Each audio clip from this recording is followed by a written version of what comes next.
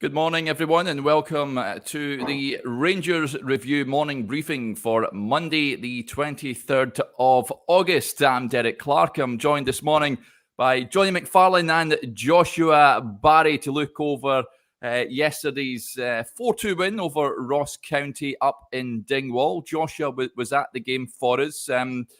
It was quite an entertaining game, Joshua, that you were treated to up in Dingwall. What did you make of it? Yeah, it was entertaining. Main takeaways were that Rangers looked a lot better going forward.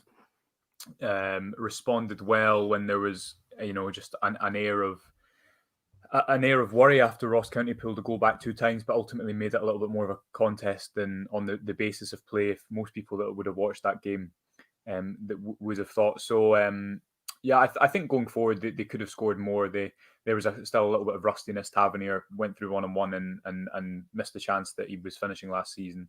I think the main takeaway was probably that the high line was exploited a little bit by Ross County because Rangers didn't pressurise the ball enough out of possession, and that led to a couple of chances. And ultimately, the first goal as well as a concession from a set piece routine that worked for Ross County. But there was a lot of positives. I thought Morel's was excellent.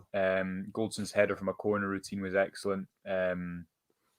Aribo in that first half got really close to the front line and caused lots of issues. So it was definitely a performance that suggested Rangers are back on their way to something of their best selves. And Gerrard said as much post-match, but that's a goal a game now since the start of the season, taking into consideration the 2 yesterday. So the area of the pitch they need to work on it is pretty obvious, and you hope that this week that's a little bit tighter for what is 2 big games on Thursday and Sunday.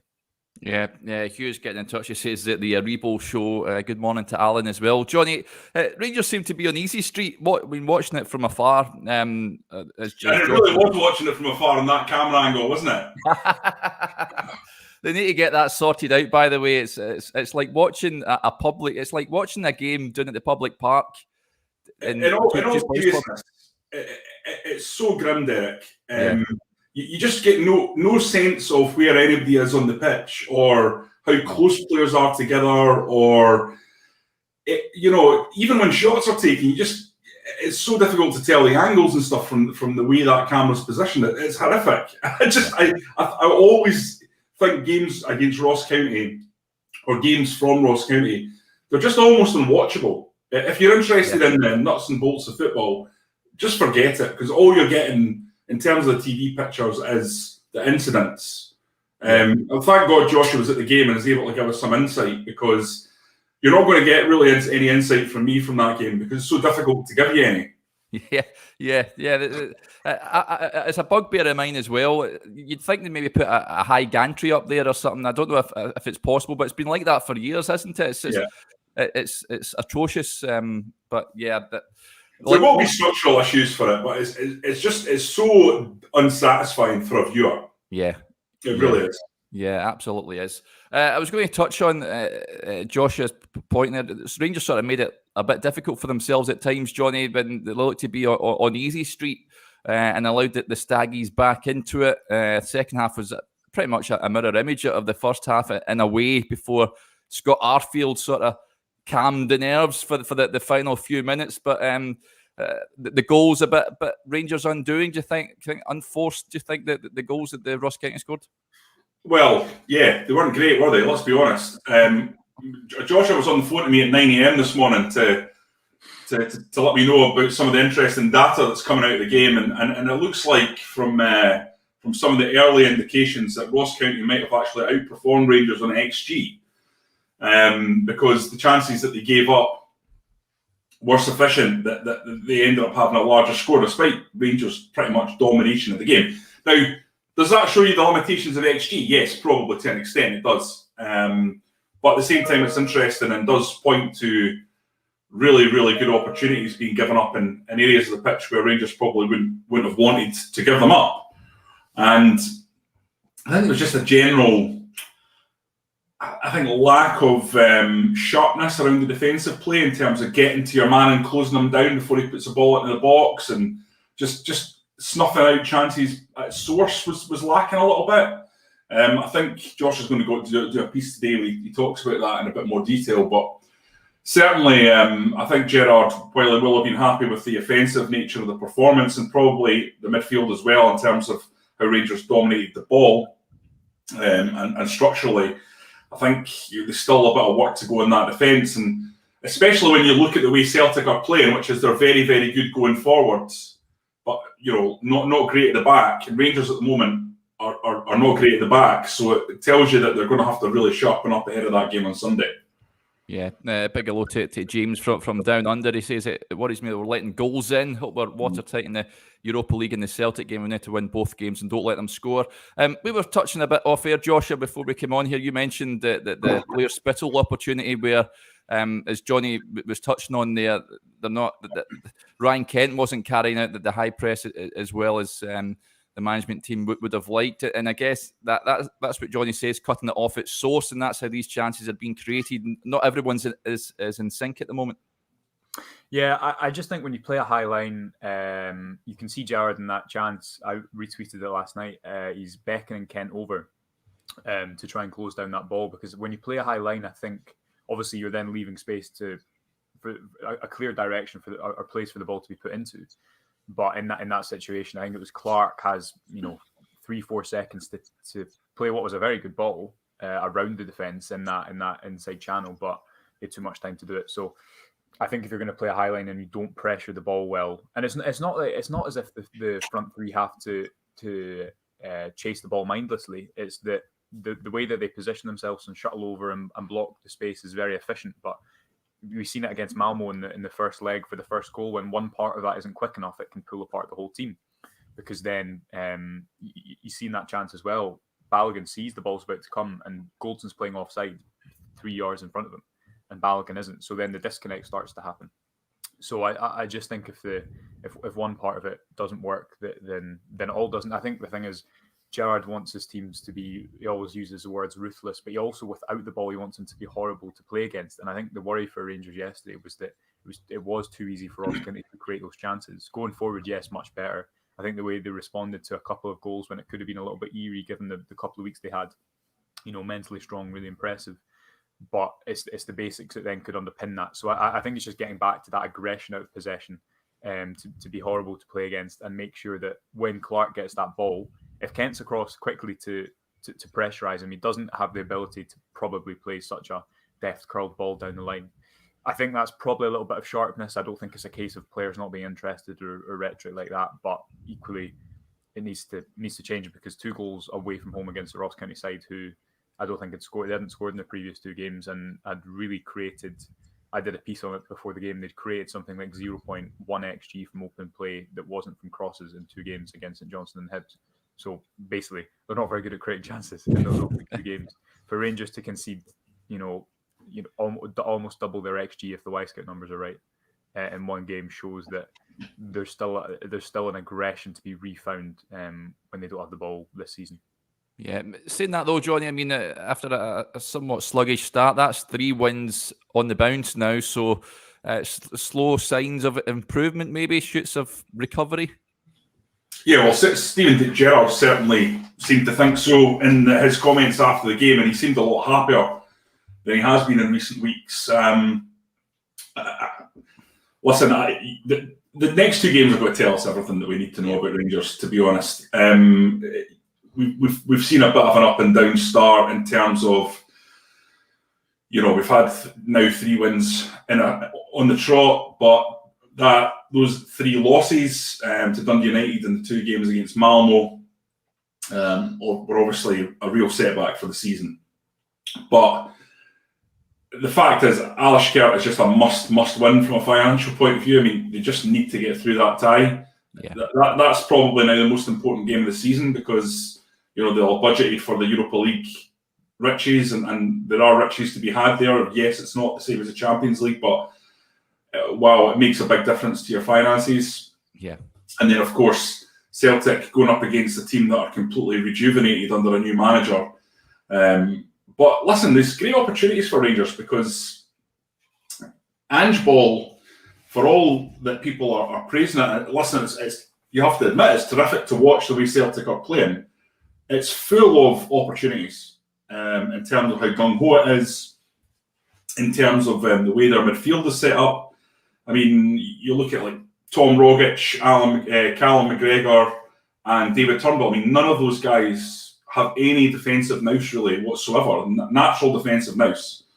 So, I mean, if you're putting up Davis, Kamara against that, you'd fancy them to really get in about them and be able to sort of control that midfield. I mean, those guys will create chances without a doubt.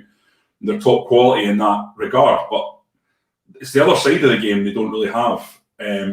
So it'll be interesting to see how all that pans out and how aggressive Postecoglou is, but I'm probably getting ahead of myself towards a game that's still a week away. So, well, that's Old Firm week for you, isn't it? That's starts now. So yeah, we're immensely looking forward to that. But like you say, the Alishkert game coming up first, and it's important not to take the eye off the ball. It's bigger than the Celtic game for me. The game on Thursday night. Another interesting takeout from yesterday's game, Joshua. Nathan Patterson, subject to a reported £5 million bid from Everton prior to the game. It was subsequently declined. Steven Gerrard was asked about it post-match and simply laughed it off. Says it's pretty much derisory and they need to get real pretty much. What do you make of the manager's comments and £5 million for Nathan Patterson? Is that, I guess, nowhere near what he's worth, do you reckon? No, it doesn't. But then Rangers have to sell someone, don't they? The thing is with Nathan Patterson is that how many starts has he had this season? 1 in 7 games. Obviously, that's, understand Tavernier as a captain, but they, in my mind, they need to work out some sort of solution for how they can field them together still. And I know that debate banged on for ages in pre-season. But with Tavernier being the captain and probably playing, if we play 60 games, Tavernier is a shoe-in to play at least 40, 45 in terms of rotation sense. Is 15 games enough for Nathan Patterson this season when he is so highly thought of? So I think that's where interest will come in, and teams will know that Rangers need to sell someone or want to sell someone in this player trading model. I think for the potentially as £5 million is pretty laughable, but I equally think that a lot of supporters want to see Nathan Patterson play and want to see a way that can be achieved. I still think that in some home games you could have Tavernier coming out with 3-man defence with more central crossing positions and allow Nathan Patterson to hug the touchline and take players on. I mean, who aside from Kent is better at taking players on one-on-one at pace than Nathan Patterson in that squad? Maybe Scott Wright, but I think he's just so technically gifted and although it is laughable, I think there's also an underlying topic there that is not completely resolved, how Rangers get the best out of him and get the best out of their captain as well. And it's a good problem to have, but equally you want to make the most out of the best young product you've had at the club in 10 years probably. So it'll be interesting to see what happens between now and the end of the window, because we've still got, is it 1st of September the window closes? So 31st. 31st. So a week more. It'll be interesting to see what the squad looks like come that date, and if there is any outgoings from Ibrox. Yeah, Johnny, Steven Gerrard says every player has a price, so it's clear that if a bid comes in that meets his Rangers' expectations, then Nathan Patterson could well be on his way. But it's an interesting one, isn't it? I mean, £5 million for a guy who's hardly played any football for you. Normally, you think that's terrific business, but with Nathan Patterson, it's just a little bit different, isn't it? Yes, it is. Although I've thought about this quite deeply, and I have to say, if Rangers were able to get a bid that was more representative of Patterson's actual worth and potential, it might be one that the club should consider. Given Tavernier's position in the team, given the fact he's captain, he's still got a few years left in him yet. Having Tavernier and such a talented youngster is a problem. I mean, it's a good problem. It's a problem every manager wants, 2 high-quality players for one position. But as we know, Rangers' stated aim is to sell 1, maybe 2 players this season as part of a player trading model. Perhaps Nathan Patterson would make sense, because if he was to be sold, he wouldn't weaken the team. It would weaken the squad, and you would have to go out and bring in another player. But given Tavernier as a machine and is very, very rarely injured, I don't think it would be one that would really impact Rangers that much. But you never want to let a young player of his quality go, especially when you've not seen him develop his full potential at the club and lift trophies at the club. But 5 million is just obviously it's just a non-starter. I mean, Gerrard's reaction yesterday was absolutely telling. You know, he was speaking at heart and hand, and he said he just started laughing openly at the 5 million offer, just cackling about it. You know, saying it was an offer from a joke book, and anyone who was going to offer would have to get real. So, yeah, it would have to get to the sort of 10 million plus, I think, for it to start to get interesting for Rangers. But, you know, what we have to get into our heads, I think, is that Rangers will want to sell someone.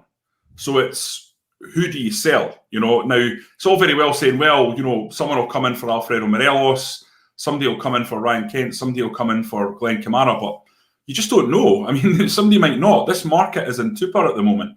That's just a fact. You know, 5 million to 20 million, the market is really just stuck. Yeah. So there might be some difficult decisions ahead on that in terms of who offers come in for.